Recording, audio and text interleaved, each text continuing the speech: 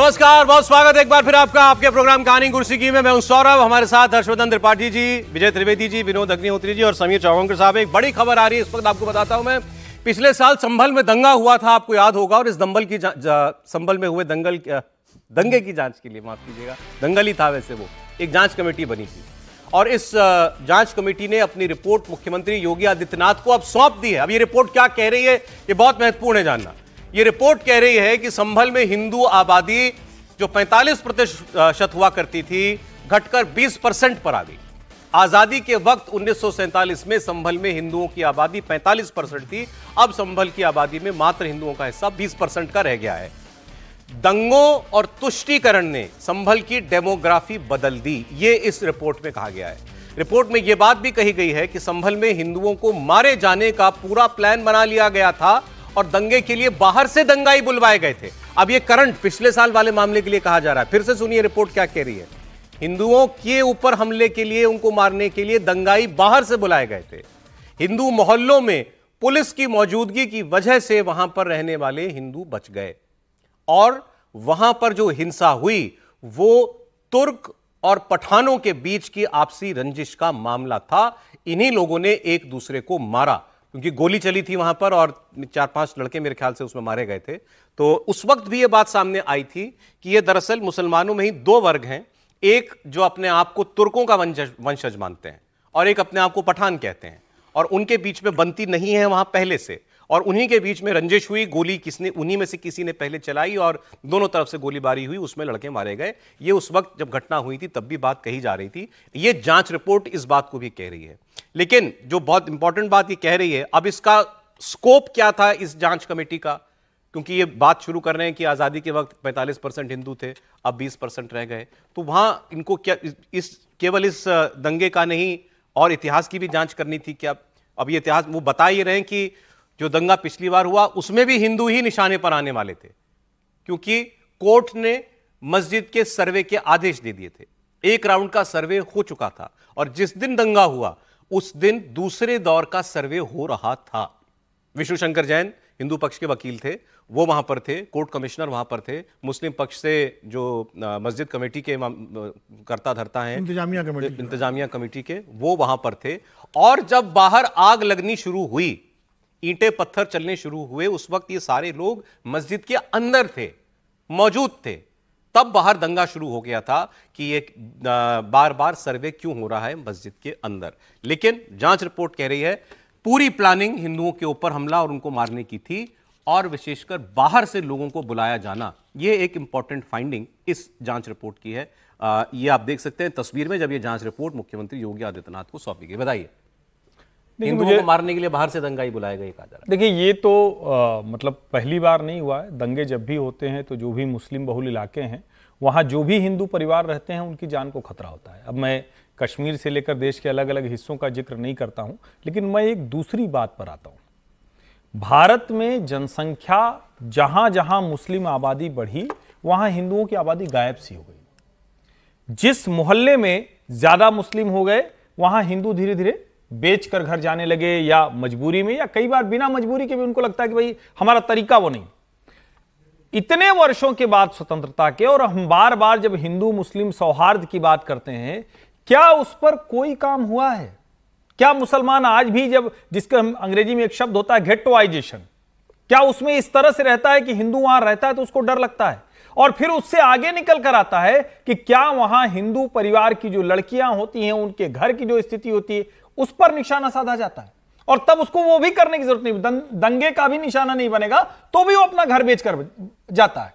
और आपको याद होगा जो जैन परिवार था, उनके लोग, जो लोग दिल्ली में आ गए 70 के दशक में जो दंगा हुआ था, उन्होंने यही बात कही कि हमारे घर के लोगों का निकलना मुश्किल हो जाता था, हम लोग उधर से सब कुछ बेच बाच के वहां चले आए और जो कुछ नहीं बेच पाए उसको छोड़कर चले आए। तो क्या इस देश में इतने वर्षों में, और इसीलिए मैं बार बार कहता हूं कि सेकुलर कहते तो सब हैं, लेकिन वो फ्रॉड क्यों है? क्योंकि उस पर कोई बात नहीं करता। लेकिन हाँ, कि आप सौहार्द करिए।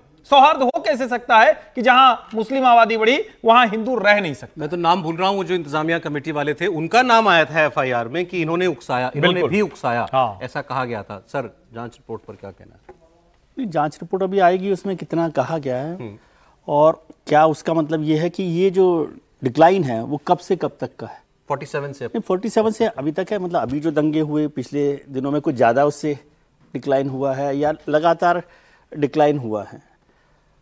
हालांकि इस स्टेटमेंट को मैं लोडेड मानता हूँ कि जहाँ पर भी मुसलमान है वहाँ पर हिंदू कम हो गए। डेमोग्राफी चेंज हो रही है, वो लगातार चेंज हो रही है। डेमोग्राफी कम बदलेगी तो अपने आप ही पॉपुलेशन का डिफरेंस बढ़ेगा ही। एक पॉपुलेशन बढ़ेगी, एक पॉपुलेशन कम होगी। 1947 में 45% आबादी थी। हालांकि संभल उस समय डिस्ट्रिक्ट नहीं होता था, मुरादाबाद डिस्ट्रिक्ट में आता था संभल तहसील के तौर पे जी। लेकिन उस समय 45% हिंदू थे, 55% मुस्लिम थे। 2011 में सेंसस हुई है जब संभल डिस्ट्रिक्ट है, उस समय उनकी पॉपुलेशन थी 25% हिंदुओं की। ठीक है, तो ये डिक्लाइन पूरे 60 साल में डेमोग्राफी चेंज हुआ। इसको डेमोग्राफिक चेंज के तौर पर दे।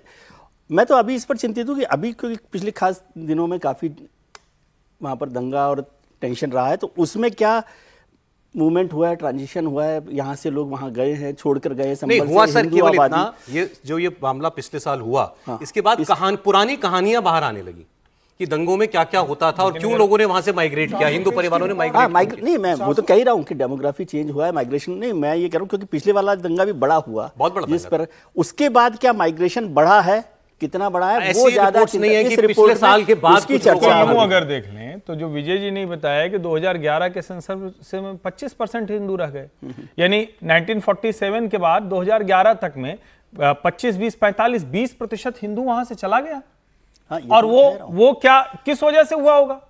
वहां तो एक मतलब और कोई वजह नहीं है ना, और कोई वजह होती तो समझ में आता। वो साफ साफ वजह दिखती है कि मुस्लिम आबादी बढ़ी, वहां हिंदुओं का रहना दूभर हो गया, वहां से निकल कर चले गए।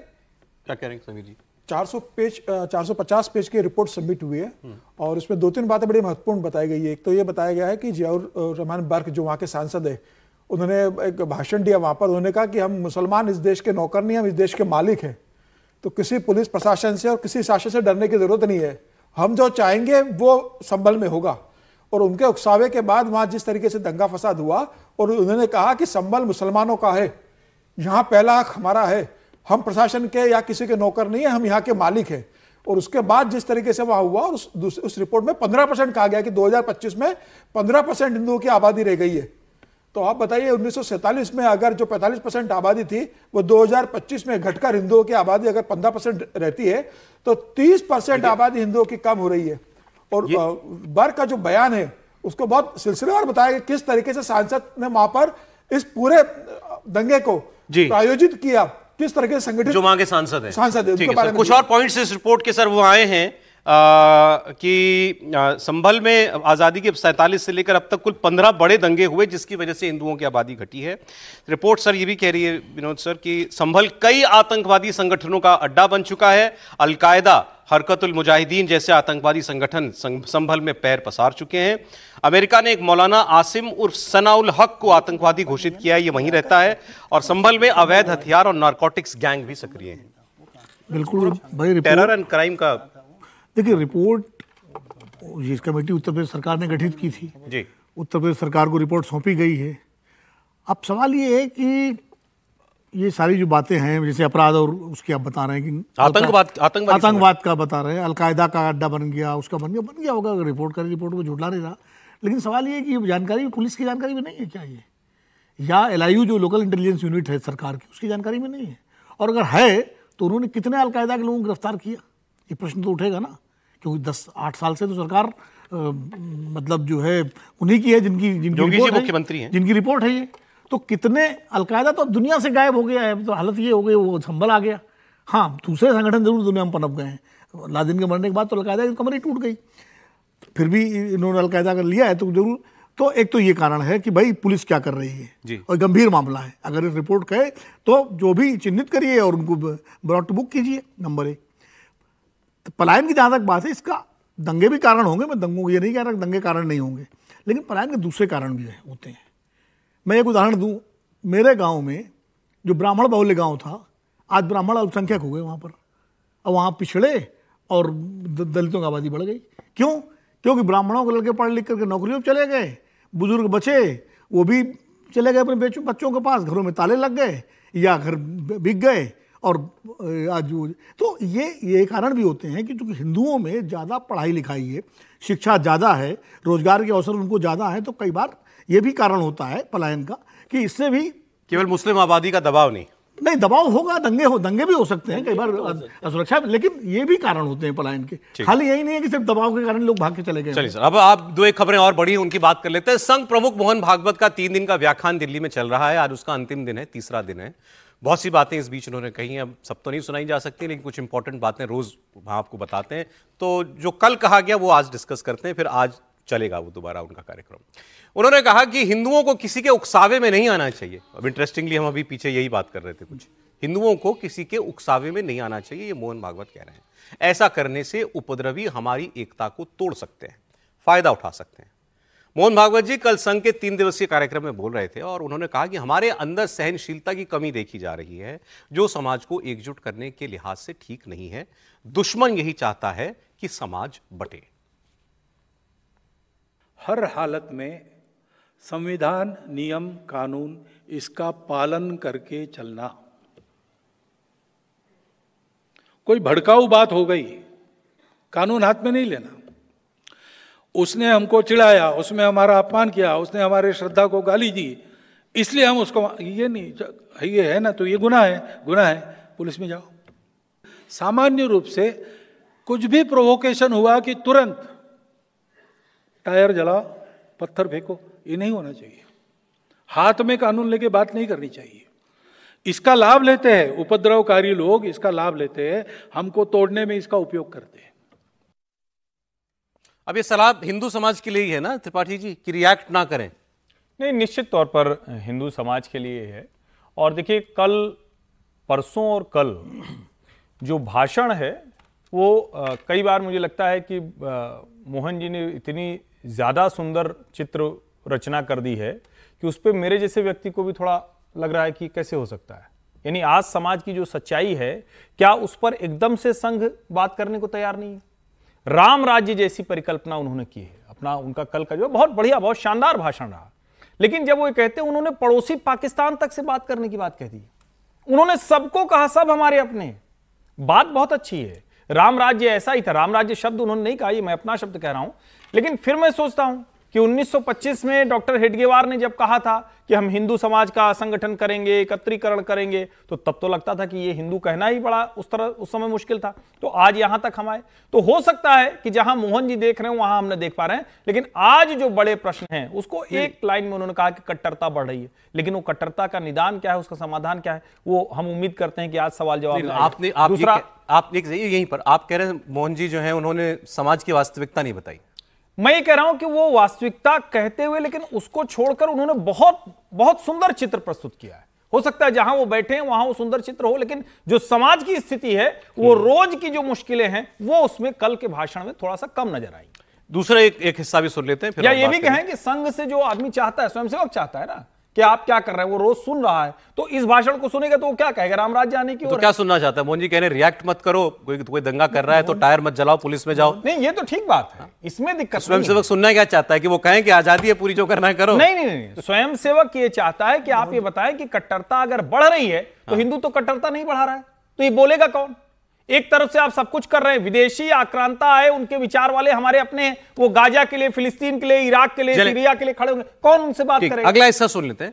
मोहन भागवत जी ने एक और बड़ी बात कही। उन्होंने कहा कि अगर देश को आगे ले जाना है तो किसी एक नेता के भरोसे नहीं रहना होगा। अभी बड़ा बहुत लोडेड बात है। उन्होंने कहा किसी एक नेता के भरोसे देश नहीं रह सकता। अगर देश को आगे ले जाना है, हम सबको मिलकर काम करना होगा। सरकार, सिस्टम, ये सब सहायक भूमिका है, सहायक की भूमिका निभा सकते हैं। देश को आगे बढ़ाने का काम और वो जोर हर व्यक्ति को इंडिविजुअली लगाना पड़ेगा। क्योंकि एक बात तो स्वतः सिद्ध है कि देश को बड़ा करना है, देश को स्वतंत्र करना है, कुछ भी करना है तो नेताओं के भरोसे, संगठनों के भरोसे नहीं होता। वो सहायक जरूर होते हैं, लेकिन सबको लगना पड़ता है। सब में एक गुणवत्ता आनी पड़ती है। पूरे समाज के प्रयास से कोई भी परिवर्तन आता है। आज अपने देश को बड़ा करना हम चाह रहे हैं, वो किसी के भरोसे छोड़ के नहीं होगा। सब सहायक होंगे, नेता, नीति, पार्टी, अवतार, विचार, संगठन, सत्ता, सब इनका रोल असिस्टेंस का है। मतलब सामने ऊपर मत देखिए कौन है देश जो चला रहा है, आप क्या कर सकते हैं ये देखिए। देखिए, या ये कह रहे हैं कि नेता कुछ नहीं करेंगे? राष्ट्रीय स्वयंसेवक संघ के प्रमुख हैं भागवत जी। अच्छा, चूंकि मैं तो संघ से मेरा कोई संबंध नहीं रहा, लेकिन जितना मैंने एक ऑब्जर्वर के रूप में देखा है, संघ हमेशा सामूहिक ताकत की बात करता है। संघ है शक्ति कलौ युगे, ये उसका स्लोगन है। समीर जी ठीक करेंगे अगर मैं गलत बोल रहा हूँ तो वो हमेशा सामूहिकता की बात करता है। और इसीलिए उन्होंने कहा कि किसी एक व्यक्ति, एक नेता या एक उसके भरोसे नहीं, पूरे देश को, पूरे समाज को एकजुट होना पड़ेगा। और जो पहले भाषण की आप बात कर रहे थे ना, जिसमें हर्षवर्धन जी थोड़ा असहज हो रहे थे कि ऐसा रामराज वाली बात कर दी, मुझे लगता है ये है सच्चा राष्ट्रवाद। वो फ्रॉड नेशनलिज्म नहीं है कि आप एक वर्ग को किनारे करके फिर राष्ट्र की बात करो। उन्होंने जो बात कही, मैं बिल्कुल तायद करता हूं उनके भाषण की, कि उन्होंने बहुत अच्छी बात कही कि कानून का हाथ अपने हाथ मत लीजिए। संविधान, कानून, देश को जो है उसको चलने दीजिए और उत्तेजित मत होइए। अगर एक व्यक्ति गड़बड़ कर रहा है, अपराध कर रहा है, तो उसे पुलिस है, अदालत है, भेजिए उसको। अब बजाय दूसरा भी वही रिएक्शन में करने लगे तो फिर देश में तो गरीब हो जाएगा ना। उस स्थिति से मोहन भागवत जी जैसा कोई भी शीर्ष व्यक्ति वो स्थिति नहीं चाहेगा। अच्छा, इस सलाह को हम केवल हिंदुओं के लिए सलाह क्यों मान रहे हैं? नहीं, सबके लिए सलाह है। मैं नहीं हिंदुओं के लिए मान रहा हूं, सबके लिए होनी चाहिए। नहीं, सबके लिए सलाह है। देखिए, हिंदू तो मोहन जी के परिभाषा में तो हिंदू तो सभी है ना। उसमें तो रहमान भी हिंदू है, सौरभ भी हिंदू है, विनोद भी हिंदू है, फिलिप भी हिंदू है। उनकी परिभाषा जो संघ की है उसके हिसाब सभी हिंदू है। तो सारे देश के लिए कह रहे हैं वो खाली जो है विजय त्रिवेदी, विनोद नहीं, वो और हसन और सबके लिए कह रहे हैं। और किसी नेता पार्टी की तरफ मत देखो। नहीं, निश्चित रूप से मोहन भागवत जी ने जो बात कही है, वो संघ के संस्थापक केशव बलिराम हेगड़ेवार भी वही कहते थे, गुरु गोलवलकर जी भी वो कहते थे। जब जनसंघ बना तो गुरु गोलवलकर जी से पूछा गया क्या तो जनसंघ बन गया है, तो राजनीति में आ गया है, तो संघ अब भी मर्ज हो जाए, जनसंघ में वो राजनीति करे।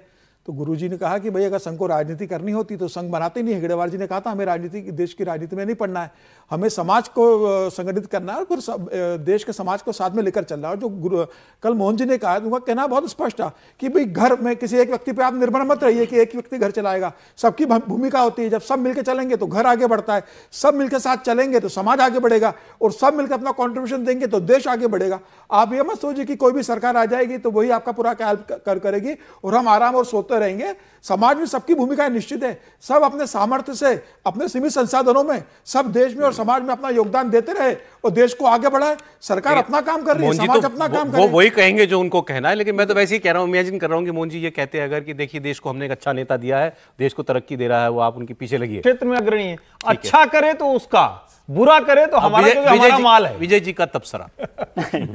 देखिए, परसों भी देखिए, आज जब आप बात कर रहे हैं कि नेता के लिए उन्होंने कहा, तो वो लोडेड नहीं है, क्योंकि वो उनकी सोच, उनका एक्सप्रेशन का तरीका ये है कि सामूहिक सब कुछ होना चाहिए।